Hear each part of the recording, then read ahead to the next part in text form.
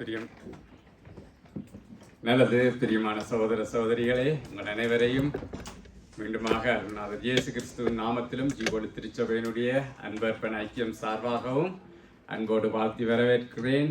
இந்த நாட்களுக்கு பிறகு உங்களை எல்லாம் சந்திக்கிறதிலே மகிழ்ச்சி. நல்ல ஒரு ஆராதனைக்கு நேராக சகோதரி வழிநடத்தினார். சிலுவையின் அண்டையிலே எங்களை கிட்டிச்சேர பண்ணினார். எனவே நாங்கள் இன்றைய நாள் வார்த்தைக்கு ஆதாரமாக எடுத்துக்கொள்வோம். மத்தேயு எழுதின சுவிசேஷ புத்தகத்தினுடைய 27வது அதிகாரம், மத்தேயு 27:46 வசனம். 9ஆம் மணி நேரத்தில் இயேசு ஏலி ஏலி லாவா சமத்தானி என்று மிகுந்த சத்தமிட்டு கூப்பிட்டார். அதற்கு என் தேவனே ஏன் என்னை கைவிட்டீர் என்று அர்த்தமாம். ஆமென். அன்பான தகப்பனே, இந்த வேளையிலும் ஆண்டவரே இந்த வார்த்தைக்கு நேராய் என்னையும் ஆண்டவரே சபையாரையும் தாழ்த்துகிறேன். சுவாமி, பரிசுத்த ஆவியானவர் இந்த வேலையை முழுவதுமாய் பொறுப்பேற்பீராக ராஜா. எங்களுக்கு பிரயோஜனம் உண்டும்படியாக ஆண்டவரே அப்பா கத்தாவே இந்த வார்த்தையின் ஆழங்கள் என்ன அப்பா கத்தாவே இதன் மூலமாய் நீர் என்னத்தை எங்களோடு இடைப்பட இருக்கிறீரோ அதை எல்லாவற்றையும் ஆண்டவரே கிரேயமாய் நீ நடத்தி தரும்படியாய் உடைய சமூகத்தில் வார்த்தைக்கு நேராக என்னையும் ஆண்டவரே சபையாரையும் தாழ்த்துகிறேன். கத்தாவே இந்த வேலையை பொறுப்பேற்று ஆசீர்வதித்து தாரும் இயேசுவின் நாமத்தில் பிதாவே. ஆமென் ஆமென். என் தேவனே ஏன் என்னை கைவிட்டீர். அப்போ நாங்கள் லெந்து நாட்கள் என்று சொன்னாலே பாடுகளின் நாட்களை தியானிக்கிற காலம். அப்போ இந்த காலங்களிலே நாங்கள் இயேசுவானவருடைய சிலுவை குறித்தான அந்த பாடுகளை, அது குறித்தான பாடல்களை அப்படியாகத்தான் நாங்கள் பெரும்பாலும் தியானிப்போம். ஏனென்று சொன்னால் சிலுவையை பற்றின உபதேசம்தான் நமக்கு தேவ பலனாக இருக்கிறது. அதுதான் நம்மை கிறிஸ்தவ வாழ்க்கையில நிலைநிறுத்தி வைத்திருக்கிறது. அப்ப இயேசுவானவர் சிலுவையிலே எத்தனை வார்த்தைகளை பேசினார்? 7 வார்த்தைகளை பேசினார். அதில் ஒரு வார்த்தை தான் நாங்கள் இப்பொழுது வாசித்த என் தேவனே ஏன் என்னை கைவிட்டீர் என்கின்ற வார்த்தை.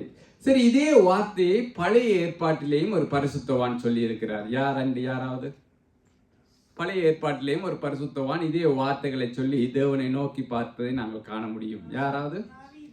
தாவீது ராஜா. சகோதரி, வெரி குட்.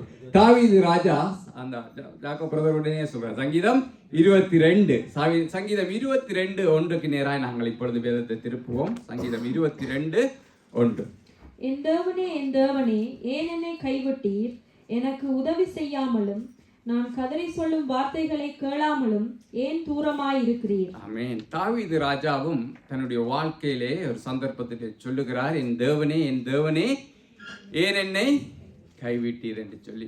அப்ப இதே வார்த்தைகளை வேறு யாராவது சொல்லி கேள்விப்பட்டிருக்கிறீங்களா? நிச்சயமா கேள்விப்பட்டிருப்பீங்க.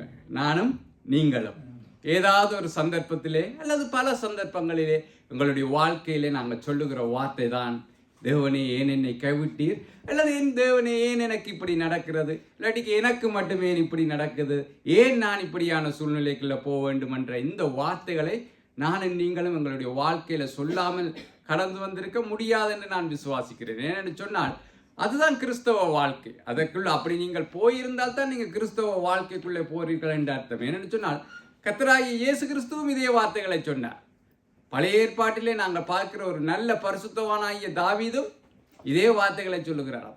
அவர்கள் 2 பேரையும் விட மேற்பட்ட விசுவாசிகளாய் அல்லது மேற்பட்ட பரிசுத்தவான்களாய் நாங்கள் இருக்க முடியாது. அப்போ எங்களுடைய வாழ்க்கையிலும் இந்த சூழ்நிலைகளை போயிருப்போம். இப்படியான வார்த்தைகளை தேவனை நோக்கி நாங்கள் கேட்டிருப்போம். இது விசுவாசத்தினுடைய குறைவான வார்த்தைகள் அல்ல. சில பேர் இதை இப்படி வியாக்கியானப்படுத்தக்கூடும், இது விசுவாசம் குறைந்து போய்த்தான் நாங்கள் தேவனை பார்த்து ஏன் ஆண்டவரே எனக்கென்று சொல்லி கேட்கிறது.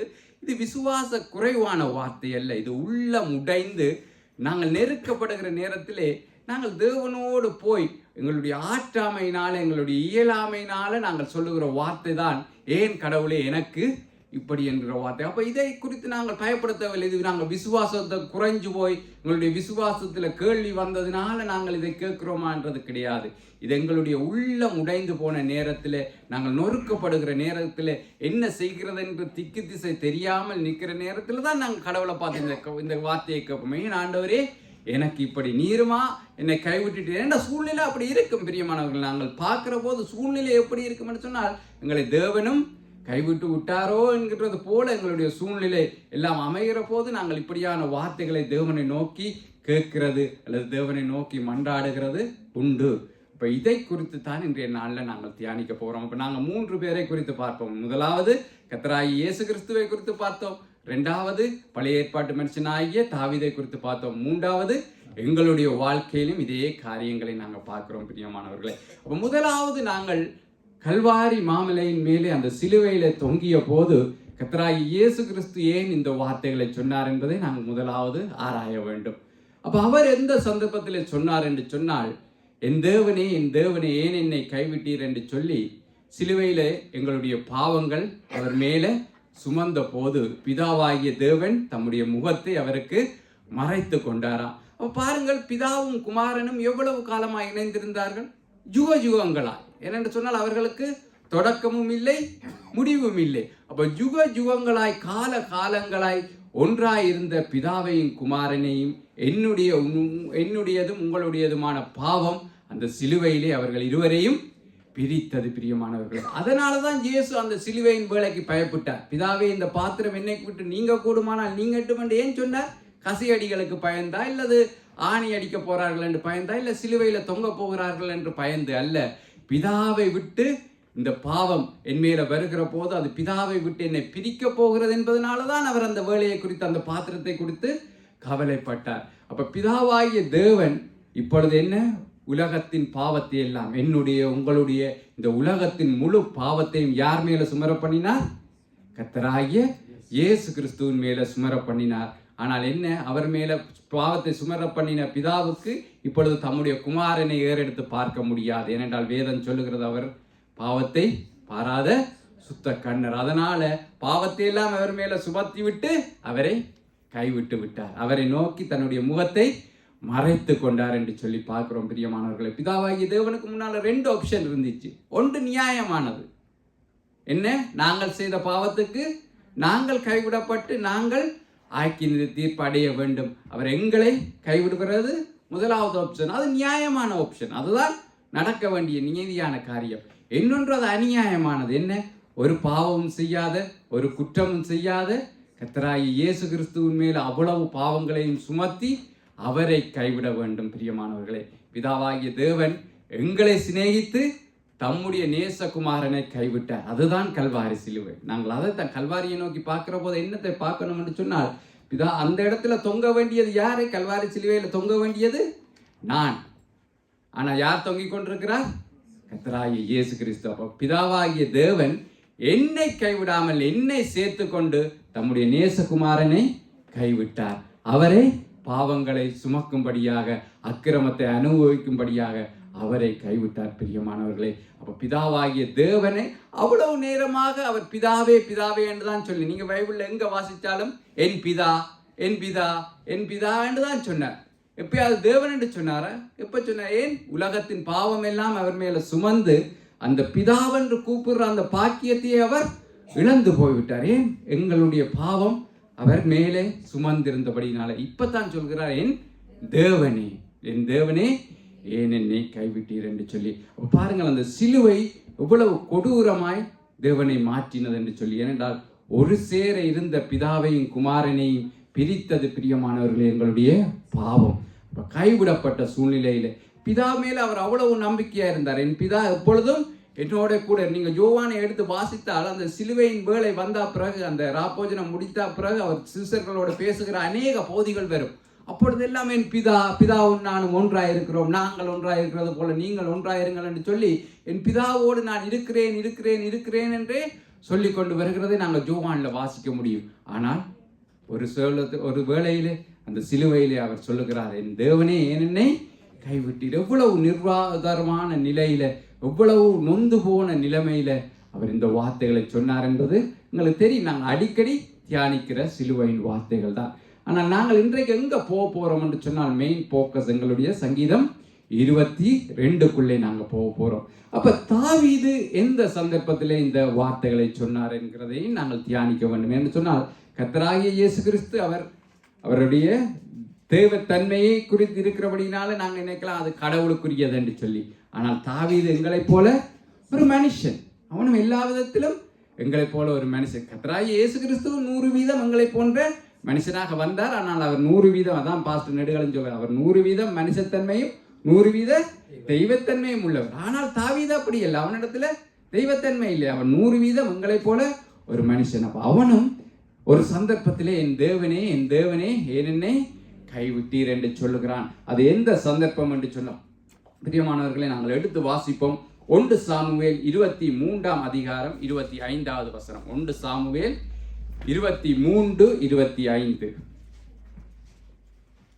சவுலும் அவன் மனுஷரும் தாவீதை தேட வருகிறார்கள் என்று அவனுக்கு அறிவிக்கப்பட்ட போது அவன் கன்மலையிலிருந்து இறங்கி மாகோன் வனாந்திரத்திலே தங்கினான். அதை சவுல் கேள்விப்பட்டு மாகோன் வனாந்திரத்திலே தாவீதை பின்தொடர்ந்தான். ஆமென். உங்களுக்கு தெரியும் சவுல் என்ன செய்கிறான் என்று சொன்னால் தாவீதை கொல்லும்படியாக அவன் திரத்துகிற காரியங்களை. நியாயமாய் இஸ்ரவேலுக்கு ராஜாவாய் இருக்க வேண்டியவன் தாவீது. கர்த்தர் அவனைத்தான் ராஜாவாய் ஏற்படுத்தினான். ஆனாலும் கர்த்தர் அபிஷேகம் பண்ணின மனுஷனுக்கு விரோதமாய் நான் கை போட மாட்டேன் என்று சொல்லி அவன் சவுல் உயிரோடு இருக்கும் நாளளவும் அவன் ராஜ்யத்தை தேடாதபடிக்கு அவன் தன்னை தாழ்த்தினவனாய் காணப்பட்டான். ஆனால் சவுலோ அவன் பிசாசினால பிடிக்கப்பட்டவனாக தாவீதை கொல்லும்படியாக அவன் வகை தேடி தாவீதை எப்படியாவது கொல்ல வேண்டும் என்று சொல்லி கங்கணம் கட்டி அவனை தேடி திரிகிறதை நாங்கள் வேதத்திலே வாசிக்க முடியும். அப்படியான ஒரு சந்தர்ப்பத்தில் தான் தாவீதை எங்கே தேடி வருகிறார் என்று சொன்னால் மாகோன் வனாந்திரத்துக்கு என்று சொல்லி பார்க்கிறோம். இப்ப இந்த மாகோன் எங்கே இருக்கு என்று சொன்னால் யூதேயா வனாந்திரம். இஸ்ரவேலில் யூதேயா வனாந்திரம் உண்டு. யூதேயா வனாந்திரத்தினுடைய அந்த ஆரம்பம் மாகோன். அப்ப யூதேயா வனாந்திரத்தினுடைய அந்த ஆரம்ப பகுதி தான் மாகோன் வனாந்திரமாக இருக்கிறது. அப்ப இந்த இடத்திலே சவுல் தாவீதை பிடிக்கும்படியாக அவன் கிட்டி சேர்ந்து வந்து விட்டான். நாங்கள் தொடர்ந்து வாசித்தால் தெரியும். 26, 27 வாசிக்கிறேன். சவுல் மலையின் இந்த பக்கத்திலும் தாவீதும் அவன் மனுஷரும் மலையின் அந்த பக்கத்திலும் நடந்தார்கள். சவுலுக்கு தப்பி போக தாவீது தீவிரித்த போதும் சவுலும் அவன் மனுஷரும் தாவீதையும் அவன் மனுஷரையும் பிடிக்கத்தக்கதாய் அவர்களை வளைந்து கொண்டார்கள். அந்த சமயத்தில் ஒரு ஆள் சவுலிடத்தில் வந்து, நீர் சீக்கிரமாய் வாரும், பெலிஸ்தர் தேசத்தின் மேல் படையெடுத்து வந்திருக்கிறார்கள் என்றான். அதனால் சவுல் தாவீதை பின்தொடர்கிறதை விட்டு பெலிஸ்தரை எதிர்க்கும்படிக்கு போனான். ஆதலால் அவ்விடத்திற்கு சேலா அம்மாலிகோத் என்று பெயரிட்டார்கள். அப்ப என்ன நடந்துச்சு என்று சொன்னால் தாவீது கிட்டத்தட்ட பிடிக்கப்படும்படியான நிலைக்கு வந்து விட்டார். இப்பொழுது சவுலுக்கு ஒரு செய்தி வருகிறது, என்ன பெலிஸ்தர் படையெடுத்து வந்திருக்கிறார்கள், அதனால நீர் வர வேண்டும் என்று சொல்லி. அதனால அவன் தாவீதை பிடிக்கிறதை விட்டு என்ன செய்தான் என்று சொன்னால் பெலிஸ்தரிடத்துல யுத்தம் பண்ணும்படியாக போய்விட்டான். இப்ப தாவீது எங்கே இருக்கிறார் என்று சொன்னால் மாகோன்ல இருக்கிறார். மாகோன் யூதேய வனாந்திரத்தினுடைய ஆரம்பம் என்று சொல்லி பார்க்கிறோம். சவுல் என்ன செய்தார் என்று சொன்னால் மாகோனில் இருந்து தேசத்தை நோக்கி போய்விட்டார். இப்ப தாவீதால முடியாது மாகோன்ல இருந்து இஸ்ரவேல் தேசத்துக்குள்ள போக. ஏனென்று சொன்னால் போனால் என்ன செய்து விடுவார், சவுல் பிடித்து விடுவார். அதனால தாவீதுக்கு இருந்த ஒரே ஒரு வழி மாகோன் வனாந்திரத்து அந்த யூதேயா வனாந்திரத்தினுடைய ஆரம்ப பகுதியிலிருந்து யூதேயா வனாந்திரத்துக்குள்ளே போக வேண்டும்.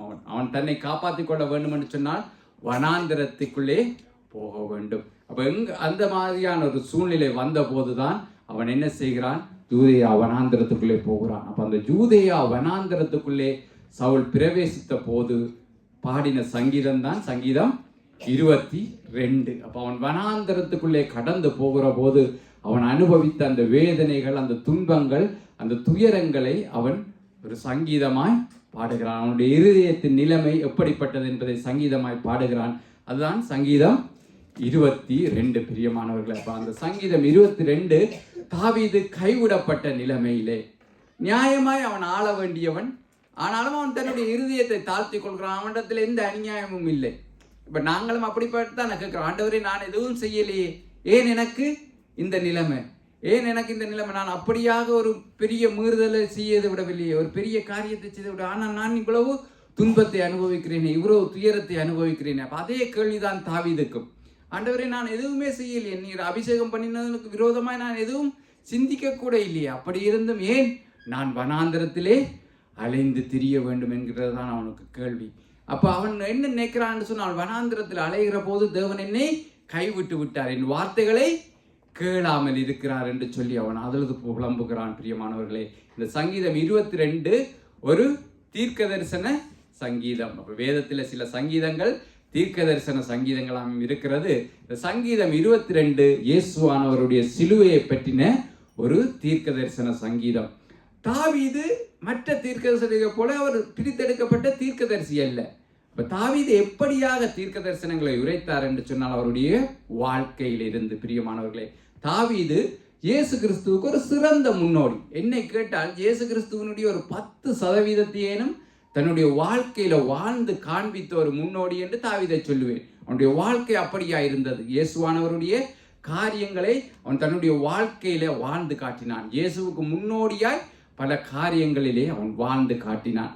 அவன் தன்னுடைய இருதயத்தின் வேதனைகளை தன்னுடைய சூழ்நிலையை தான் வார்த்தைகளாய் பாடினான். அது கர்த்தராகிய இயேசு கிறிஸ்துவோடு தீர்க்க தரிசனமாய் பொருந்தி போகிறதை நாங்கள் பார்க்க முடியும்.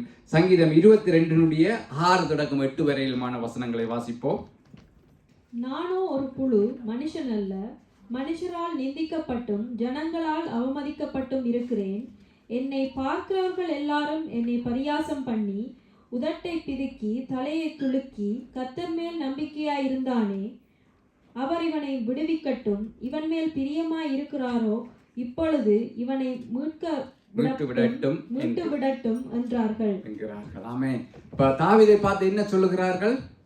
இவன் தேவனில் பிரியமாயிருந்தானே, இவரை வேணுமென்றால் அவர் மீட்டு விடட்டும் என் பாப்பம் என்று சொல்லி தாவீதை நோக்கி அவதூறான வார்த்தைகள், அவனை நோக்கி முறுமுறுக்கிற வார்த்தைகள், அவனை குற்றப்படுத்துகிற வார்த்தைகளை ஜனங்கள் பேசுகிறார்கள். பிரியமானவர்களை, இதையே நாங்கள் எங்க பார்க்க முடியும்? சிலுவையில கர்த்தராகிய இயேசு கிறிஸ்துவை நோக்கியும் இதே தான் செய்தார்கள். இவன் தன்னை பிதாவை தன்னுடைய சொந்த பிதாவென்று என்று சொன்னாரே, அவர் இவனை விடுவிக்கட்டும் பார்க்கட்டும் என்று சொல்லி இப்படியாக கர்த்தராகிய இயேசு கிறிஸ்துவை நோக்கியும் ஜனங்கள் நிந்தித்தார்கள். அப்ப பாருங்கள், கர்த்தராகிய இயேசுவுக்கு நடந்துச்சு, பரிசுத்தவானாகிய சவுலுக்கு தாவீதுக்கு நடந்துச்சு. அப்ப எங்களுக்கு உங்களுக்கு நடக்கிற போது நாங்கள் ஏன் சோர்ந்து போக வேண்டும்? நாங்கள் சரியான அடிச்சுவட்டை பின்பற்றுகிறோம் என்று நினைக்க வேண்டியதுதான. ஜனங்கள் அவதூறாச்சு எங்களை பார்த்து கேட்காது. இந்த வார்த்தையை நீங்க கேட்கலன்னா நீங்க கிறிஸ்தவ வாழ்க்கை வாழையில் என்ற அர்த்தம். கர்த்தர்ல நம்பிக்கையா இருந்தானே இவனுக்கு இந்த நிலைமை. வெளியாக்கள் சொல்லலாம், வெளியாக்கள் சொல்றாங்களோ இல்லையோ சபையில இருக்கிறவன் சொல்லுவான், பக்கத்துல இருக்கிறவர் சொல்லுவேன். உங்களுக்கு பக்கத்துல இருக்கிறவர் குற்றப்படுத்துறதுக்காண்டி இல்லை, அது உண்மை. பிரியமான ஏன்னு சொன்னா அதுதான் கிறிஸ்தவ வாழ்வு. ஏன் இவனுக்கு இந்த நிலைமை? இவன் கர்த்தர்ல அப்போ உண்மை இல்லை, குற்றப்படுத்துறது. கர்த்தர்ல நம்பிக்கையா இருந்தா இவரை கர்த்தர் விடுவிப்பாரு. இந்த வார்த்தைகளை கர்த்தராகிய இயேசு கிறிஸ்துவை நோக்கியே சொன்னார்கள். அப்போ உங்களை நோக்கி சொல்லுகிறார்கள் என்றால் நீங்கள் சந்தோஷப்படுங்கள். ஏன்னு சொன்னால் சரியான கிறிஸ்தவ வாழ்க்கையில போய் கொண்டிருக்கிறீர்கள். எப்படித்தான் சொல்லுவார்கள், உங்களை பார்த்து இவன் கர்த்தர்ல நம்பிக்கையா இருந்தால் கர்த்தரே இவனை விடுவிக்கலே என்ற வார்த்தைகள் எங்களை நோக்கி வரும். அப்பொழுது நாங்கள் யோசிக்கணும், இது யாருக்கு சொன்னார்கள்? அவருக்கு. அப்ப நான் சரியான ட்ரக்கில் போறேன், அவற்றை அடிச்சுவோட நான் பின்பற்றுறபடினால இந்த வார்த்தை என்ன நோக்கி வருது என்று சொல்லி சந்தோஷப்படுங்கள். பரலோக ராஜ்யத்தில் உங்களுடைய பலன் மிகுதியாய் இருக்கும். அது மட்டுமல்ல, தொடர்ந்து வாசிப்போம். சங்கீதம் 22 14 வசனத்தை. தண்ணீரை போல ஊற்றுண்டேன், என் எலும்புகள் எல்லாம் கட்டுவிட்டது, என் இருதயம் மெழுகு போலாகி என் குடல்களின் நடுவே உருவிற்று. ஆமென். பாருங்கள், இது தாவீது தன்னுடைய இருதயத்தின் வேதனையை பேசுகிறார். தாவீதுக்கு இது பிசிக்கலா நடக்கல, பட் அவர் மென்டலா இதை ஃபீல் பண்றார். அவருடைய இருதயத்திலே இந்த அவருடைய வேதனை இப்படியா இருக்கிறது பிரியமானவர்களே. ஆனால் கர்த்தராகிய இயேசு கிறிஸ்துவுக்கு இது மென்டலா நடக்கல, இது பிசிக்கலா நடந்துச்சு. அவருடைய சரீரத்திலே இந்த வேதனையை அவர் மெய்யாகவே அனுபவித்தார் பிரியமானவர்கள். ஏனென்று சொன்னால் சிலுவையிலே அறைகிற போது அவர்கள் என்ன செய்வார்கள் என்று சொன்னால் அந்த கால்களை நேராய் வைத்து அடிக்க மாட்டார்கள். நாங்கள் சில வேளை படங்களில் அப்படி பார்த்திருக்கலாம். ஆனால் அவர்கள் என்ன செய்வார்கள் என்றால் 45 டிகிரி இப்படி சரித்து வைத்து அடிப்பார்கள். என்று சொன்னால் உடலுடைய பாரம் இந்த கால்களிலே பொறுக்காதபடிக்கு அது உடலிலேயே பொறுக்கும்படியாக அடிப்பார்கள். இப்போ என்ன செய்யும் என்று சொன்னால் நேரம் போக போக இந்த எலும்பிலுடைய பிணைச்சல்கள் இருக்கிறதே அது எல்லாம் ஒன்றொன்றாய் லூஸ் ஆக தொடங்கும். எவ்வளோ நேரம் தொங்கிக் கொண்டிருந்த என்ன நடக்கும் சொல்லுவார்கள், இந்த தோல் மூட்டெல்லாம் பிணைச்சல் விடும். இப்படியாக கர்த்தராகிய இயேசு கிறிஸ்துவினுடைய எலும்புகள் எல்லாமே, எந்த எலும்புகள் எல்லாம் எலும்பு ஜாயிண்ட் எல்லாம் இருக்கு இல்லையே, அது எல்லாமே உண்மையிலேயே கட்டுவிட்டு போயிட்டது. அது மட்டுமில்லை, அவர் சொல்லுகிறார், என் இருதயம் மெழுகு போல ஆயிட்டு. நாங்கள் யோசிக்கிற போது நினைக்கலாம் ஏதோ அந்த ஒரு உதிர்காண்டி எழுதியிருக்கேன். அப்படி இல்லை பிரியமானவர்களே.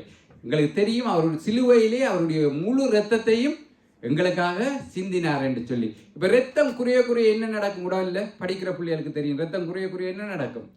ஹார்ட் அது இதயத்தினுடைய வேலை ரத்தத்தை எடுத்து உடலுக்கு ஃபுல்லா பம்ப் பண்ண வேணும். அப்ப இருதயம் குறைகிற போது, இந்த பிளட் குறைகிற போது அதை என்ன செய்யும்னு சொன்னா தன்னுடைய ஃபங்க்ஷனை அதிகமாக்கும்.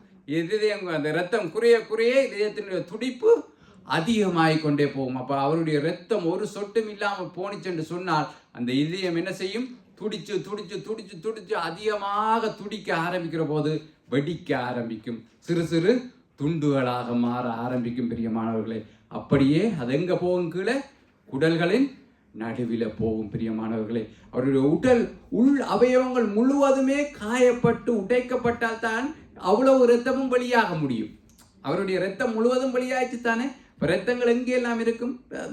ஒவ்வொரு கலன்களுக்குள்ளேயும் இரத்த துணுக்கைகள் போயிருக்கும். அப்போ எல்லாம் வெளியேறும் என்று சொன்னால் அவருடைய சரீரம் வெளியாக கிழிக்கப்பட்டதை நாங்கள் தியானிக்கிறோம். ஆனால் அவருடைய சரீரத்தின் உள் அவயவங்கள் முழுவதுமே கிழிக்கப்பட்டுச்சு, வெடிக்கப்பட்டுச்சு. அவருடைய இரத்தம் முழுவதுமாய் வெளியேறப்பட்டுட்டு அவ்வளவு கொடூரமாய் இரத்தம் சிந்தித்தான் எங்களை அவர் மீட்டு கொண்டார்.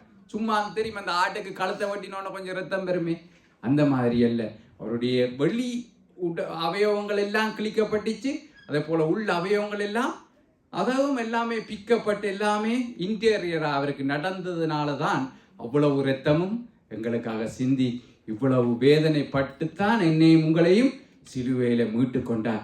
இவ்வளவு வேதனைகளை அனுபவிக்கிற போது அவர் சொன்ன வார்த்தை தான், என் தேவனே என் தேவனே ஏன் என்னை கைவிட்டீர். அது வேதனையினால சொன்ன வார்த்தை அல்ல, அவர் பிதாவினுடைய முகத்தை காணாததுனால சொன்ன வார்த்தை பிரியமானவர்களே. ஆனால் எங்களுக்காக அடிக்கப்பட்ட அந்த ஆட்டுக்குட்டியானவருடைய தியாகத்தை நாங்கள் மறந்து போகக்கூடாது பிரியமானவர்களே. 15வது வசனம் 22:15, என் பலன் ஓட்டை போல் காய்ந்து என் நாவு மேல்வாயோடே ஒட்டி கொண்டது, என்னை மரண தூளிலே போடுகிறீர். ஆமென். என்ன சொல்லுகிறார் தாவீது? என்னை மரண தூளிலே போடுகிறீர். நான் மரணத்துக்கு ஏதுவாய் கைவிடப்பட்டவனாய் இருக்கிறேன். அப்ப கர்த்தராகிய இயேசு கிறிஸ்துவையும் பிதாவாகிய தேவன் மரண தூளிலே போட்டார். தாவீது உண்மையில மரணிக்கவில்லை.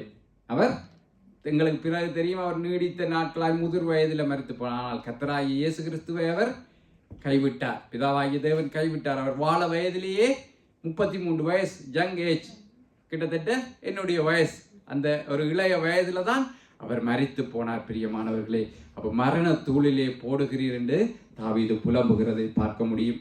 அப்ப இப்படியான புலம்பல் எங்களுடைய வாழ்க்கையிலும் இருக்கும். கர்த்தாவே ஏன் எனக்கு இவ்வளவு வேதனை, ஏன் புலம்புகிறோம் என்று சொன்னால் நாங்களும் வனாந்திர வழிகளாய் அலைகிற போதுதான். கைவிடப்பட்ட சில வேளை குடும்பத்தில் எல்லாரும் இருக்கலாம், கணவனுக்கு மனைவி பிள்ளைகள் எல்லாரும் இருக்கிற போது தனிப்பட்ட ரீதியில் ஒருவேளை பிள்ளைக்கு அப்படியான ஒரு சூழ்நிலை இருக்கலாம். ஏன் ஆண்டவர் எனக்கு ஆறுதல் படுத்த ஒருவேளை தகப்பனாலேயோ தாயாலேயோ கூட முடியாமல் இருக்கலாம் அவர்களுடைய சூழ்நிலையில உதவி செய்ய, அல்லது கணவனுடைய சூழ்நிலையில உதவி செய்ய மனைவியாலேயோ பிள்ளையாலேயோ முடியாமல் அவர்கள் புலம்பலாம். அல்லது சகோதரிகள் உங்களுடைய வாழ்க்கையில் எல்லாரும் சூழ்ந்து இருந்தாலும் கைவிடப்பட்ட சூழ்நிலை, ஏனென்றால் அவர்களாலேயும் எதுவும் செய்ய முடியாத வேதனை, அப்படியான சூழ்நிலைகள்ல நாங்களும் புலம்புகிறது உண்டு. ஆண்டவரே ஏன் எனக்கு இதை அனுமதித்தீர் என்று சொல்லி எங்களுடைய வாழ்க்கையில நாங்கள் கடந்து போகிற வனாந்திர பாதைகள் அநேகம் உண்டு. அதுதான் கிறிஸ்தவ வாழ்க்கை. நீங்க வனாந்திர பாதைகளினால போகவில்லை என்று சொன்னால் கிறிஸ்தவ பாதையிலேயே போகவில்லை என்ற அர்த்தம். நீங்கள் அப்படியா? எனக்கு தெரிஞ்சு இங்க யாருமே அப்படி இல்லை. நாங்கள் எல்லாருமே வனாந்தங்களை கடந்து போகிற மனுஷர்களாகத்தான் இருக்கிறோம் பிரியமானவர்களே. ஆனா என்ன ஒரு கவலைக்குரிய விஷயம் என்று சொன்னா, நாங்க வனாந்திரத்தால போயிருப்போம், இன்னொருத்தன் வனாந்திரத்துல போகிற போது அவனை பார்த்து குற்றப்படுத்துகிறோம். அதுதான் கிறிஸ்தவத்தினுடைய கவலையான நிலைமையா இருக்குது. ஏனென்று சொன்னால் நாங்கள் தொடர்ந்து வாசிக்க போகிறோம், இந்த வனாந்திரத்திலேயே தேவனங்களை விடுகிறவர் இல்லை. இப்போ எங்களுடைய சூழ்நிலைகள்ல பார்க்கிற போது சில வேளைகளில் உண்மையிலேயே கடவுளுமே என்னை கைவிட்டுட்டார், சரி அப்பா உதவேல, அம்மா உதவேல, சகோதரி உதவேல, கடவுளை நீரும் எனக்கு உதவாமல் போயிட்டீரே என்று சொல்லி எங்களுடைய இருதயத்தில் நாங்கள் அங்கலாய்த்த சந்தர்ப்பங்கள் உண்டு பிரியமானவர்களே. தாவீதும் அப்படித்தான் அங்கலாய்த்தார். ஆனால் தாவீதை அப்படியே யூதயா வனாந்திரத்திலேயே தேவன் கைவிட்டு விட்டாரா? இல்லை. எடுத்து வாசிப்போம். 1 சாமுவேல் 23 29வது வசனத்தை. 1 சாமுவேல் 23 ஏற்கனவே நாங்கள் வாசித்தோம் இல்லையா, அதனுடைய 29. தாவீது அவ்விடத்தை விட்டு புறப்பட்டு என்கேதியில் உள்ள அரணிப்பான இடங்களில் தங்கினான். ஆமென். இப்ப தாவீது மாகோனிலே இருந்து யூதேயா வனாந்திரத்துக்குள்ளே போய்விட்டார்.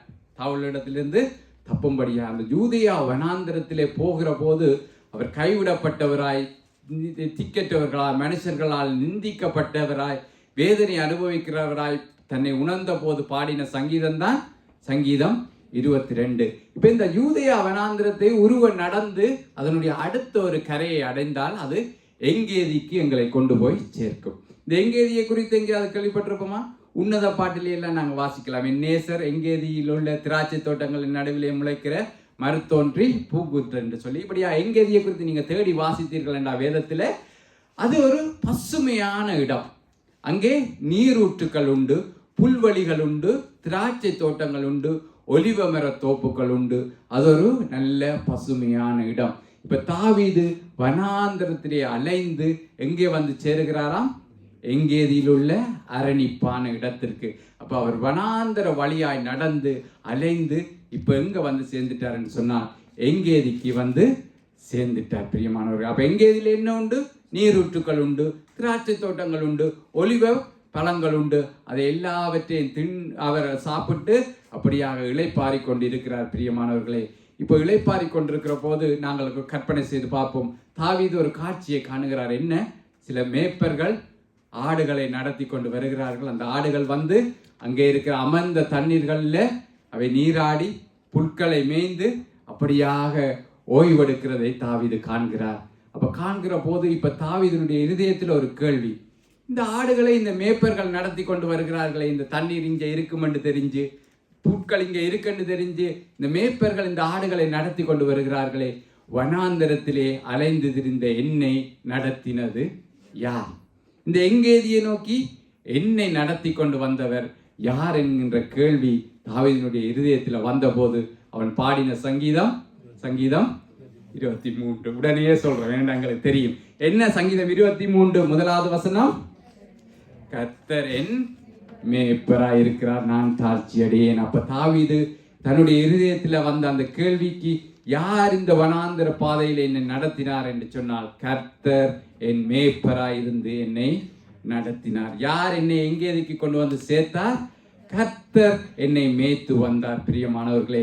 அப்போ வனாந்தர பாதையில நாங்கள் நடக்கிற போது நாங்கள் நினைக்கிறோம் கர்த்தர் எங்களை கைவிட்டு விட்டார் என்று. ஆனால் உண்மை அது அல்ல. அவர் எங்களை மேய்க்கிற மேய்ப்பன் எங்கேயாவது ஆட்டை தனியாக விட்டுட்டு கேமராவில் பார்த்து கொண்டிருப்பாரா? மேய்ப்பன் எங்கே இருப்பார்? ஆடு எங்கே உண்டோ அங்கே தான் இருப்பார். ஆனால் மேய்ப்பன் எங்கே போய் கொண்டிருப்பாருன்னு சொன்னாலும் உங்களுக்கு தெரியும். இஸ்ரவேல் அந்த நீங்கள் அநேக தலைவைகள் பிரசங்கிமாருன்னு சொல்லி செம்மறியாடுகளை மேய்க்கிற மேய்ப்பர்கள் பின்னாக வந்து திளத்துகிறது இல்லை, அவர்கள் முன்னாக நடந்து போவார்கள். அப்ப பிரியமானவர்களை, நீங்க வனாந்தர பாதையில நடக்கிறீர்கள் என்று சொன்னால் உங்களுடைய மேய்ப்பன் உங்களுக்கு முன்பாக நடந்து போகிறார். உங்களை நடத்தி கொண்டு போகிற மேய்ப்பன் உங்களோடு தான் இருக்கிறார். அது உங்களுக்கு தெரியல, அதுதான் பிரச்சனை.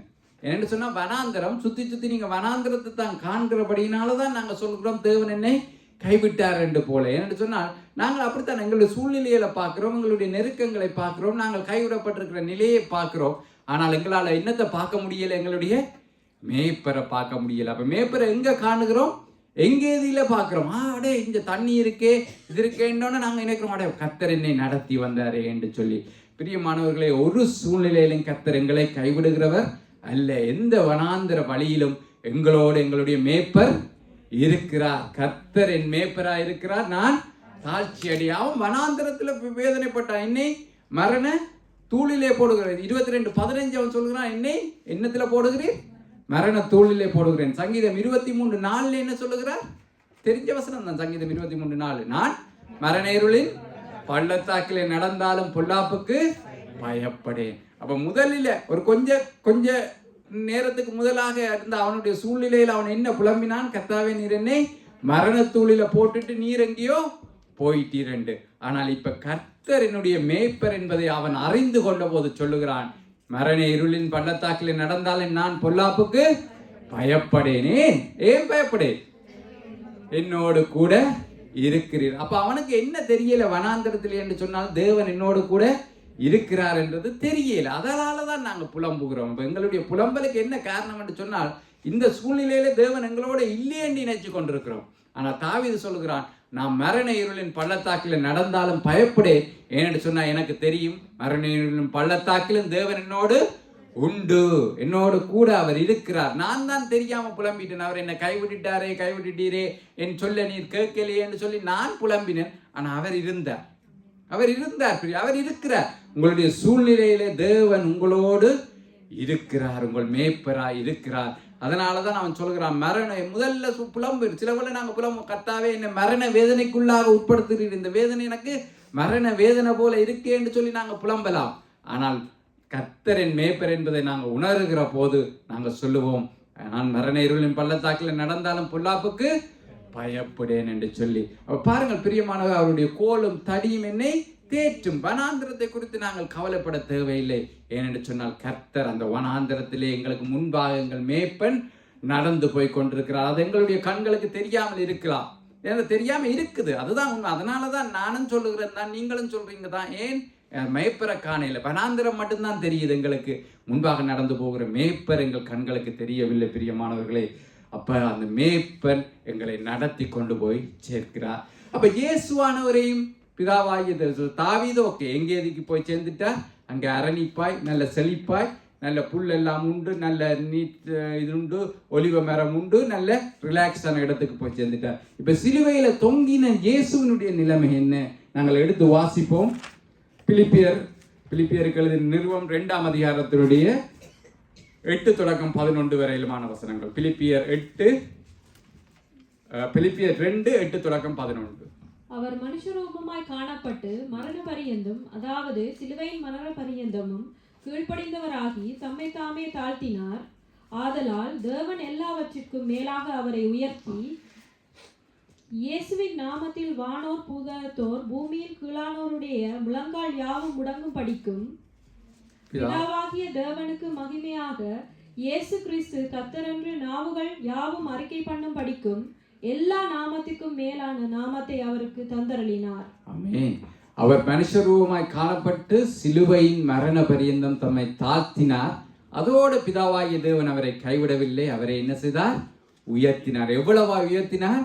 எல்லா நாமங்களுக்கும் மேலான நாமம் இயேசு என்கின்ற நாமம் என்று அந்த நாமம் உயரும்படியாக பிதாவானவர் அவரை உயர்த்தினார். பிரியமானவர்கள், அப்ப இயேசு உலகத்தின் பாவத்தை சுமந்த போது ஒரு கணமோ அல்லது அந்த கால பகுதிகளிலேயோ பிதா தம்முடைய முகத்தை மறைத்து கொண்டது உண்மைதான். ஆனாலும் அவர் அவரை கைவிடவில்லை. என்ன செய்தார் என்று சொன்னால், பிதாவாகிய தேவன் வானோர் பூதலத்தோர் பூமியின் கீழானோருடைய முழங்கால்கள் யாவும் அவருக்கு முன்பாக முடங்கும்படிக்கு இயேசு கிறிஸ்துவே கர்த்தர். யாரு கர்த்தர்? அந்த ஆதியில வானத்தையும் உண்டாக்கி பூமியை உண்டாக்கின தேவனாகிய கர்த்தர் இந்த இயேசு கிறிஸ்து தான் என்று நாவுகள் எல்லாமே அறிக்கையிடும்படியாக அந்த இயேசு என்கின்ற நாமத்தை உயர்த்தினார். பிரியமானவர்களே, அதால நாங்கள் யெகோவா ஷாலோம், யெகோவா ஷம்மா, யெகோவா நிஷி, யெகோவா ரூபா என்று எத்தனையோ நாமங்களை சொன்னாலும் இயேசு என்கின்ற நாமம், கல்வாரி சிலுவையில தொங்கின அந்த இயேசு என்கின்ற அந்த நாமம் எல்லா நாமத்துக்கும் உயர்ந்த நாமமாய் பிதாவாகிய தேவன் மாற்றி போட்டார். அப்ப தேவன் எங்களை கைவிட்டது போல எந்த சூழ்நிலை இருந்தாலும் நாங்கள் பயப்பட தேவையில்லையே. அவர் எங்களை உயர்த்துகிறவராய் இருக்கிறார். பிரியமானவர்களே, அப்ப எங்களை குறித்தும் என்ன சொல்லுது வேதம்? எங்களை புவிக்கு அந்த உன்னதத்துக்குரிய சகல விதமான ஆசீர்வாதங்களினாலும் ஆசீர்வதிப்பாரா இல்லை ஆசீர்வதித்து இருக்கிறார் என்று சொல்லி நாங்க பார்க்கிறோம். அப்ப இந்த ஆசீர்வாதங்களை நாங்கள் சுதந்திரிக்கவில்லை. எங்களுடைய வாழ்க்கையில நாங்க இப்பயும் சாதாரணமா தான் இருக்கிறோம். அது எதிர்காலத்துல தான் நாங்கள் பரலோக மேன்மையை காணப்போகிறோம். ஆனால் தேவனுக்குள்ளே காலங்கள் எதுவும் மறைவா இல்லை என்றபடினால இப்படி எழுதி வச்சு நிகழ்காலத்துல நாங்க காணப்போகிற அந்த நன்மையை இறந்த காலத்துல எழுதி வைக்கப்பட்டிருக்கு.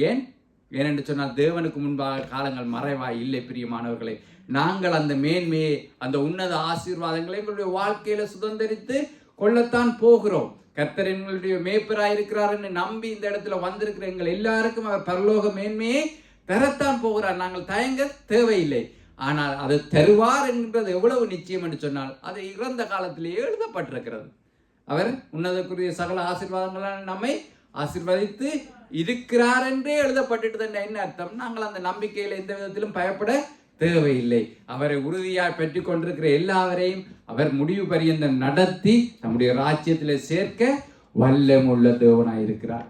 இப்ப அடுத்தது என்னென்று சொன்னால், என்னிடத்தில் இருக்கிற தொக்கி நிற்கிற கேள்வி என்னென்று சொன்னால், தாவீது வனாந்திரத்திலே புலம்பினார்.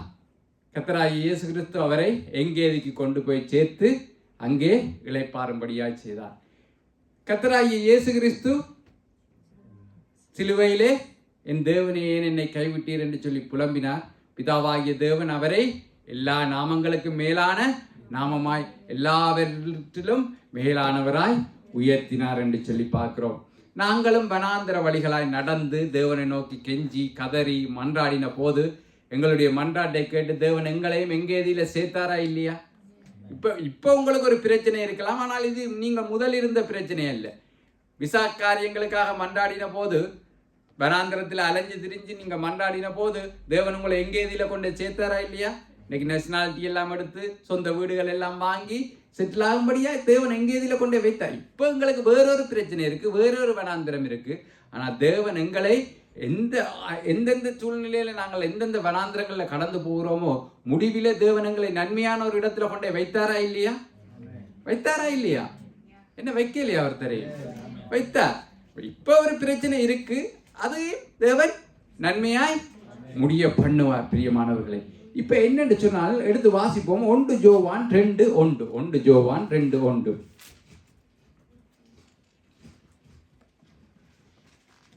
நான் வாசிக்கிறேன். என் பிள்ளைகளே, நீங்கள் பாவம் செய்யாதபடிக்கு இவைகளை உங்களுக்கு எழுதுகிறேன். ஒருவன் பாவம் செய்வானானால் நீதிபரராய் இருக்கிற இயேசு கிறிஸ்து நமக்காக பிதாவிடத்தில் பரிந்து பேசுகிறவராய் இருக்கிறார். அப்ப பாருங்கள், கர்த்தராகிய இயேசு கிறிஸ்து சிலுவையிலே அவர் தம்மை தாழ்த்தினபடினால் பிதாவாகிய தேவன் அவரை உயர்த்தி பிதாவுடைய வலது பாரசத்திலே உட்காரும்படி செய்தார். அப்ப அவர் பெரிதான ஒரு காரியத்தை, பெரிதான ஒரு விலை கிரியத்தை சிலுவையில் எங்களுக்காக சுமத்தினார். அதையெல்லாம் செய்துவிட்டு இவர் போய் இப்ப வலது பாரசத்துல ரிலாக்ஸா இருக்கிறாரா? இல்ல, என்ன எங்களுக்காக பரிந்து பேசுகிறவராய் இருக்கிறார்.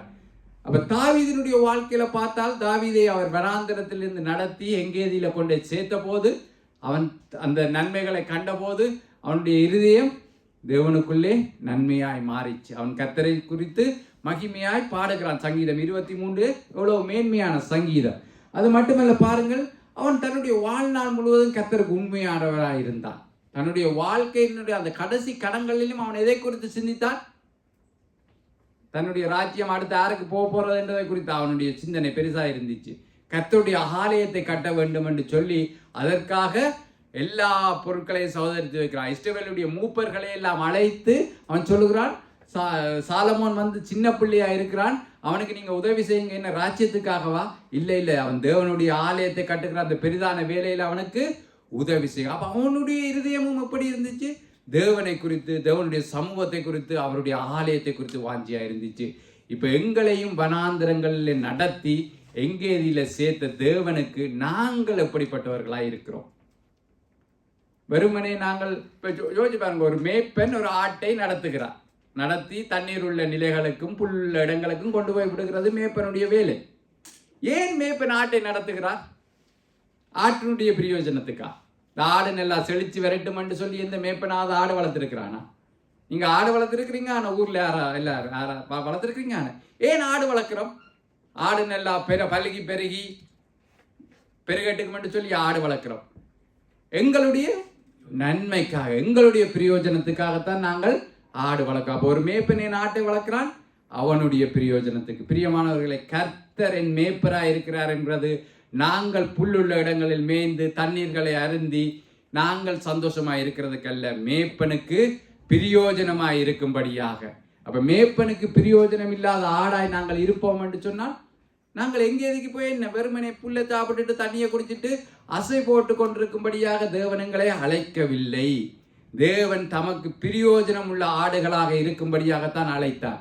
தாவீது வனாந்திரத்தில் நடத்தினார், தேவன் நடத்தி கொண்டு வந்தார். அவன் கர்த்தருக்கு பிரயோஜனம் உள்ள ஒரு மகனாக அவனுடைய வாழ்நாள் முழுவதும் இருந்தான். அவன் கர்த்தருக்காக அநேக காரியங்களை செய்த ஒரு மனுஷனாக இருந்தான். பிரியமானவர்களை, அப்ப எங்களை வனாந்திரங்களில் நடத்தி கொண்டு வந்த அந்த மேய்ப்பருக்கு நாங்கள் எவ்வளவு பிரயோஜனம் உள்ளவர்களா இருக்கிறோம். சிலுவையில இவ்வளவு பெரிய விலைக்கிரியத்தை செலுத்தின இயேசு பரலோகத்துல போய் ஓய்வெடுத்து கொண்டிருக்கவில்லை, எங்களுக்காக பரிந்து பேச. அவருடைய பரிந்து பேசுதல் இல்லாமல் போயிருந்தால் நாங்கள் தேவ சமூகத்துல நிலைத்திருக்க முடியாது.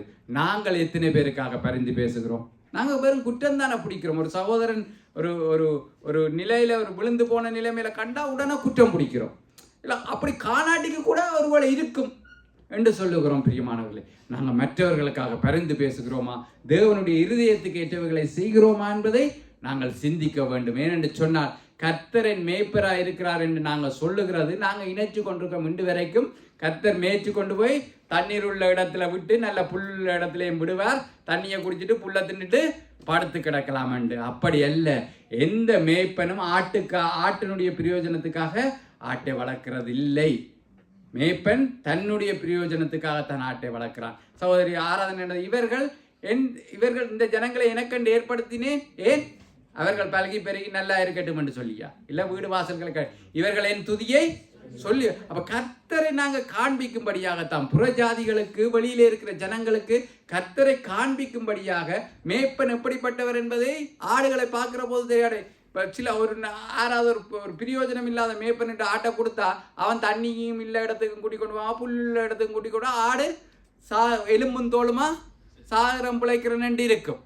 ஆனால் நல்ல மேய்ப்பன் என்ன செய்கிறான்? தன் ஆடுகளுக்காக ஜீவனை கொடுத்து கூட அதை ஏன் காப்பாற்றி வச்சுக்கான்னு சொன்னால் அந்த ஆடு தனக்காக பயன்பட வேண்டும் என்று சொல்லி. அப்போ கர்த்தரின் மேய்ப்பராக இருக்கிறார் என்று சொல்லி போட்டு நாங்கள் சும்மா இருக்கிறது இல்லை.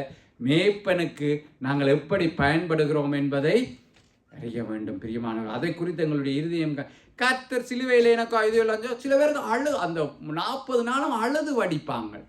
நீ என்னடா சரி கர்த்தர் உனக்காக இவ்வளவு செய்தாரே, நீ கர்த்தருக்காக என்ன செய்தாய் என்று கேட்டால் ஒரு பதிலும் இல்லை.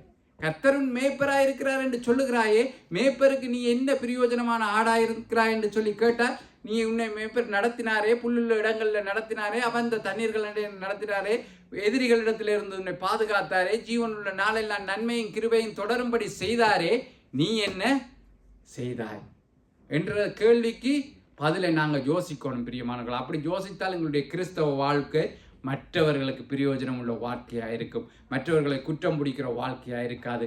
வனாந்திரங்களில் அலைந்து திரிகிறவர்களுக்கு எங்களுடைய வார்த்தைகளை கேட்கிற போது அவர்கள் சந்தோஷப்படுவார்கள். அடே கர்த்தர் எனக்கு முன்பாக நடக்கிறாரா, இது தெரியாமல் போச்சு என்று சொல்லி. இதே வனாந்திரத்தில் நடத்துகிறவரை பார்த்து குற்றம் பிடிச்சா அவன் பயந்து போடுவான். கர்த்தர் உன்னை கைவிட்டுட்டார் என்று பலிபீடத்தில் நின்று சொல்லுவான். நீ பாவம் செய்துட்டா கர்த்தர் உன்னை கைவிட்டுட்டார், அதுதான் உனக்கு அழுகை பற்கடிப்பன்னு சொல்லி எங்கே இருந்து கற்றுக்கொண்டார்கள்? மேய்ப்பர் முன்பாக நடந்து போகிறாரே வனாந்திரத்திலே என்பதை அறியாதபடிக்கு பிரியமானவர்களை எச்சரிக்கையாக இருங்கள். நீங்கள் கர்த்தருக்கு பிரயோஜனம் உள்ள ஆடுகளா என்பதை ஒரு கணம் சிந்தியுங்கள். அவர் உங்களுக்காக சிலுவையிலே மிகப்பெரிய விலைக்கிரியத்தை செலுத்தி இருக்கிறார். அவருக்காக நாங்கள் என்ன செய்ய போகிறோம் என்பதை சிந்திப்போம். கர்த்தர் உங்களை நிறைவாய் ஆசீர்வதிப்பாராக. ஆமென். சகோதரர் பாட்டு பாடுவார். அப்படியா பின்னான காரியங்களுக்கெல்லாம் நாங்கள் போவோம். இயேசு நல்ல மேய்ப்பன் எனக்கு, நெஞ்சே கவலை உனக்கு.